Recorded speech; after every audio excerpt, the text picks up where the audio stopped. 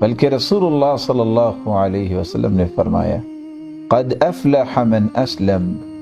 ورزق کفافا وقنعه اللہ بما اعطاه وقنعه اللہ بما آتاه، کامیاب وہ شخص ہے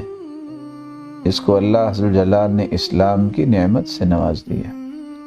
اور اسے برابر رزق دیا گیا، نہ اتنا زیادہ ہے کہ وہ طغیانی میں چلا جائے اور نہ اتنا کم ہے کہ لوگوں کے سامنے ہاتھ پھیلائے۔ یہ ہے کامیاب جو مسلمان بن گیا، جس کو برابر رزق دیا گیا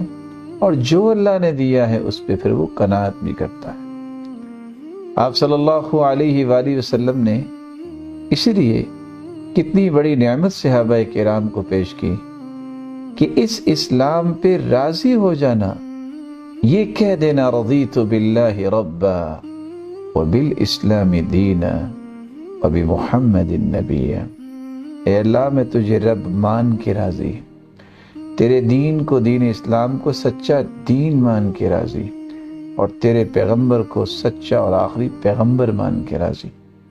یہ کلمات اتنے محبوب ہیں اللہ عز و جلال کے ہاں کہ جو انسان یہ کہہ دیتا ہے